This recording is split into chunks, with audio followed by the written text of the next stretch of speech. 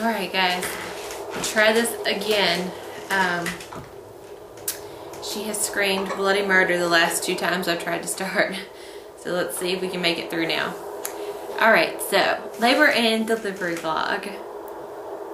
Let's see, I think we probably need to start on Tuesday the 20th.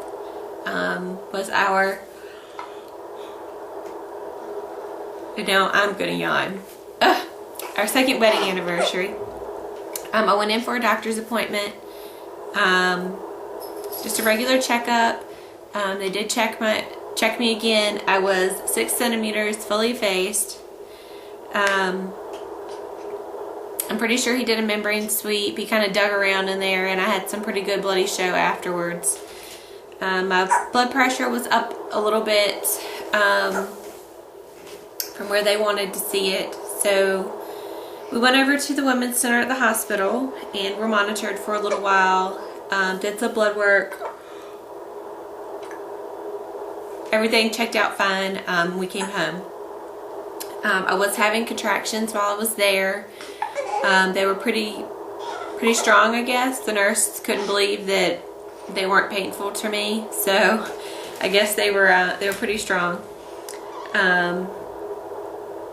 We rushed home, not knowing what was going to happen, to make sure the house was ready, and some of my aunts came over and brought food and just kind of set up, because, you know, pretty much it could have been that night, could have been the next day. We didn't know. So things kind of chilled out, and then the next day was uneventful. Nothing went on really. So Wednesday night I used some more evening primrose oil. I'd also been drinking my red raspberry leaf tea, and we had sex that night. I had some regular contractions throughout the night, and then finally about 4:30 they woke me up, and I got up and started timing them, and I want to say they were about 7 minutes apart. Lasting about a minute. I was uncomfortable, but I wouldn't call it painful. Actually, throughout the whole process, I wouldn't call any of it painful. So yeah, I did that. I got up and I started timing them. Kind of went back and forth. Should I wake up Alan now? Should I call the midwives now? Gonna stay true to form, I guess. The yawning. So I hung out. I let my mom know. She was going into work, so she was up. And I texted her, and she called and checked on me. And I told her what was going on. Then about 5:30, my water broke.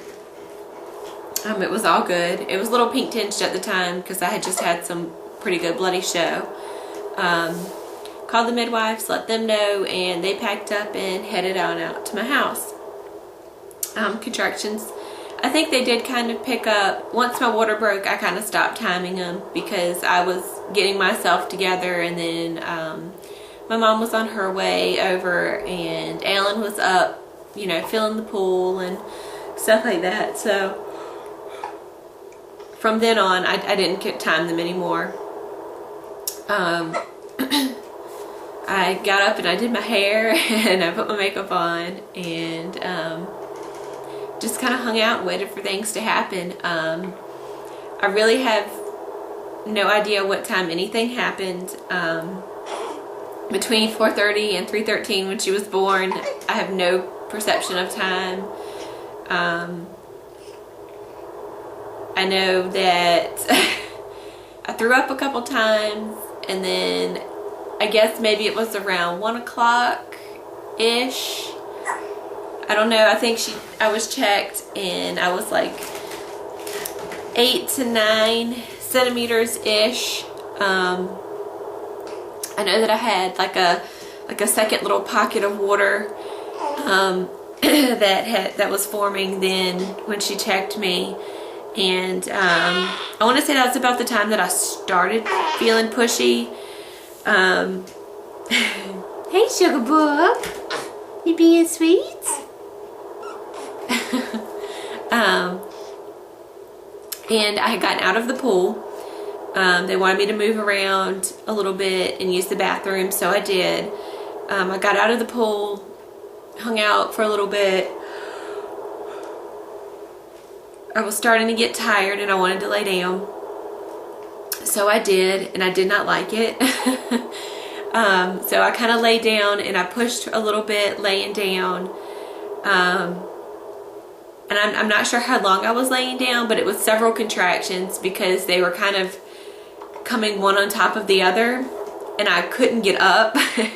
And I didn't want to lay down, and I remember that part sucking so bad.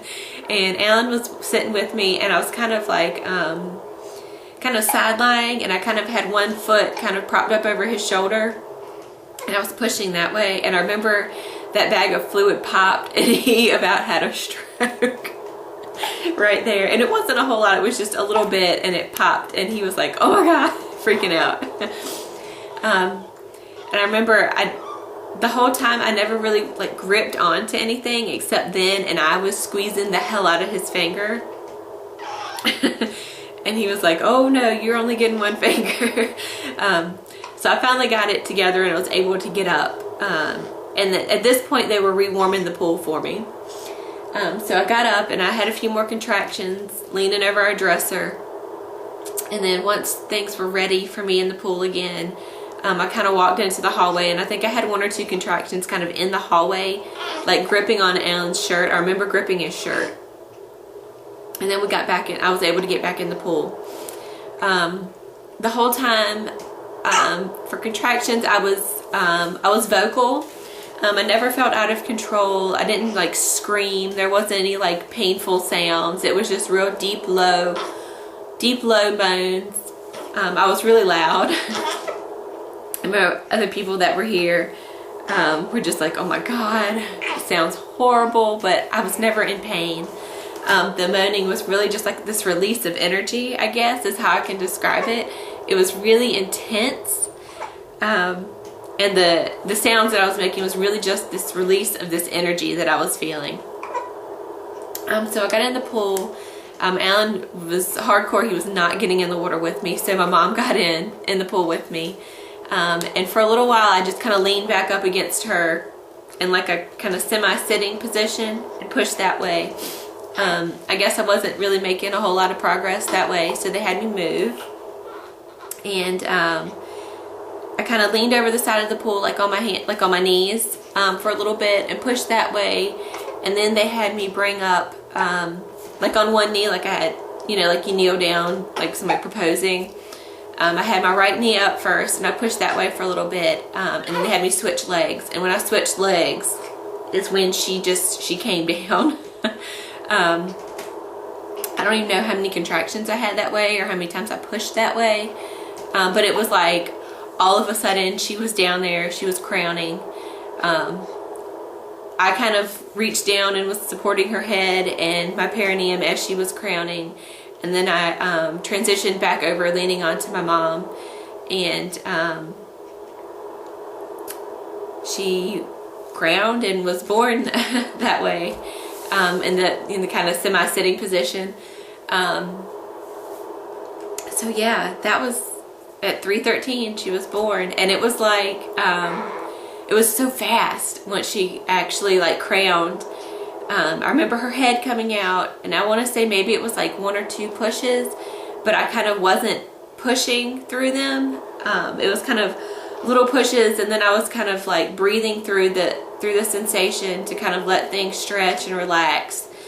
And then I remember her head coming out, and the midwife assistant actually delivered her. And I remember her checking for a cord, and she's like, no cord. And then I bared down just a tiny bit, and she just flew out. And I reached down and pulled her up onto my chest.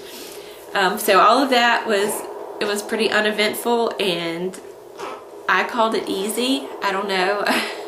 I'm like some kind of freak of nature, I guess. I don't know. It was very easy to me. So she came out. She cried right away. She was wonderful. And then here's where all the fun starts.